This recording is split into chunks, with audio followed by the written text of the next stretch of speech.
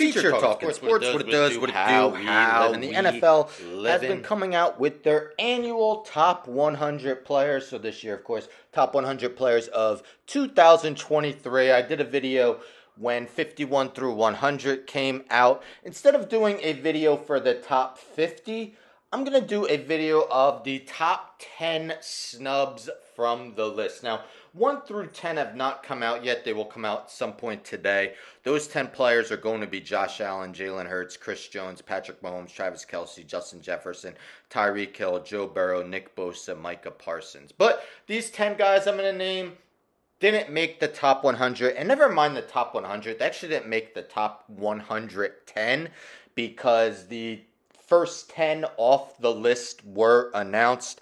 I believe these guys definitely should have been included for the most part.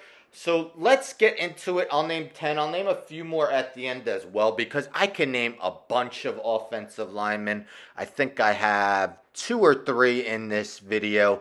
But we're going to start, and they're going to go alphabetical order by last name. So let's start with Tremaine Edmonds, the inside linebacker who signed with the Chicago Bears this offseason. 4 years, $72 million, $50 million guaranteed. One of the best middle linebackers in the game. Over 100 tackles each of his 5 seasons in the NFL, all with the Bills. Was a Pro Bowler twice, 2019 and 2020. Definitely one of the best at his position. Next, Higgins, wide receiver, Cincinnati Bengals. Higgins, for the past 2 seasons, has gone over 1,000 yards. That's despite missing 3 games in 2021 and 1 game last season. When I did my rankings of the best wide receiver duos in the NFL, I had the Bengals second, only behind Tyreek Hill and Jalen Waddle of the Miami Dolphins. But Higgins, maybe a little bit overshadowed by Jamar Chase, but he is quite the player for sure. Next, let's go with Alex Highsmith, the edge rusher. Finished 6th in the NFL last season with 14.5 sacks. The 3rd-round pick in 2020 also led the league with his 5 forced fumbles. You could say he gets less attention due to TJ Watt's presence, but TJ Watt missed a bunch of time last season, and Alex Highsmith was still able to put together what was easily a career season. Next, let's go with Creed Humphrey, center, Kansas City Chiefs. Now, maybe you'll say Jason Kelce's the best center in the NFL. If you do, Creed Humphrey is clearly the second. Last season, Pro Football Focus did not credit him for allowing a sack the entire season and gave him a stellar 90.0 rating for the season. He was 3rd in Offensive Rookie of the Year in 2021 and was a 2nd-team All-Pro last season. Next, let's go with another inside linebacker, Shaq Leonard. Now, Leonard only played in 3 games last season due to a back injury and a concussion. But his first 4 seasons, 2018 Defensive Rookie of the Year, 1st-team All-Pro, 2019 2nd-team All-Pro, 2020 1st-team All-Pro, 2021 1st-team All-Pro. He forced 17 fumbles over those 4 seasons. Led the league in tackles as a rookie, at least 121 tackles each of his first 4 seasons. Yes, injuries definitely led him to a disappointing season, but this was a guy who was 18th on the list last season. Next, let's go with Von Miller. Von Miller, last offseason, signed that huge 6-year, $120 million with $51+ million guaranteed to join the Buffalo Bills. Now, he tore his ACL, but in his 11 games was still productive with 8 sacks on the year and 12 quarterback hits. 9.5 sacks the previous season in 15 games. This is a guy with 123.5 career sacks in his career. Yes, he's probably not quite the same player he was in his heyday with Denver, but how old is he? 34-year-old, is expected to be ready for week 1 this season. Chris Olave, wide receiver, New Orleans Saints. Now, Garrett Wilson won Offensive Rookie of the Year and got most of the limelight for rookie wide receivers last year, but Olave was far from a slouch. He finished 4th in Offensive Rookie of the Year voting. Despite missing 2 games, still went over 1,000 yards receiving, had at least 3 catches in each of his 15 games, had 3 games with over 100 yards. Didn't have the best quarterback play, starting with Jameis Winston most of the season, ending with Andy Dalton. Say what you want about Derek Carr, but he's put up prolific yardage marks in his career. Michael Thomas, if he could stay healthy, should generate less attention towards Olave.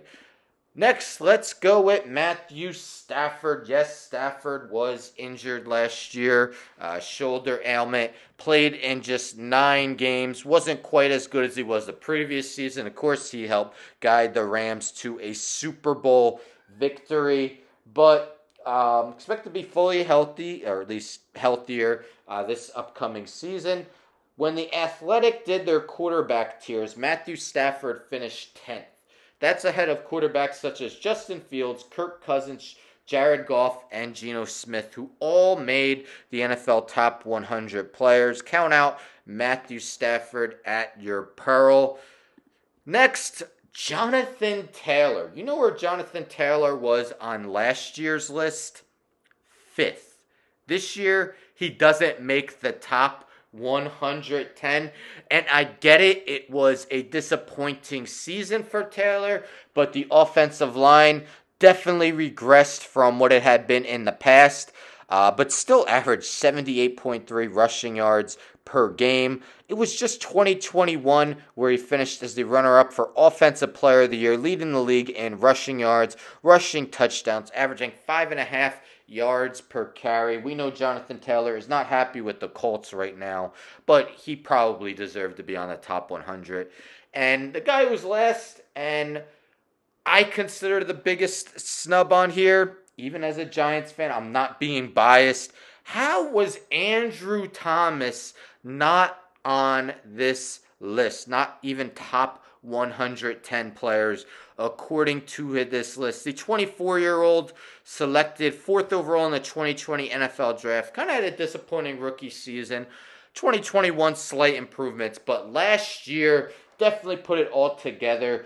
89.1 PFF rating, just 3 sacks allowed as a left tackle for the Giants. Named to the Associated Press's second team All-Pro. Clearly one of the best offensive tackles in the game, yet he did not find his way on this list. So those are 10 of my biggest snubs. As I mentioned, and as I mentioned in my 51 to 100 video, so this is voted on by the players, and they always seem to underappreciate offensive linemen. So I named 2 of them here. There's a lot more that could have been on here. Jordan Mailata, Colton Miller, to name a couple. Other guys I could have considered on here. We got Quentin Nelson as well. Yes, he had a little bit of a disappointing year, but was stellar prior to that. Really thought about including Justin Tucker. Yes, he's a kicker, but he was actually on last year's list, and he's still clearly the best kicker in the NFL. Amari Cooper, Tyler Lockett. I don't know what to think about Deshaun Watson. Definitely didn't play like a top 100 guy last season, but if he could even come close to Houston, of course, he would deserve to be on. But let me know your thoughts. You could definitely check it out on Google. Just Google top 100 players of 2023, NFL.com. I've seen it on a few websites. I believe the NFL YouTube has little clips of each of the 100 players. So top 10 should be coming out soon. We'll see who that is. Maybe I'll do a short for that. But anyhow, don't forget to subscribe. Tell a friend to tell a friend to tell a friend to subscribe. Like the video, share the video, hit the bell for notifications. I'm out.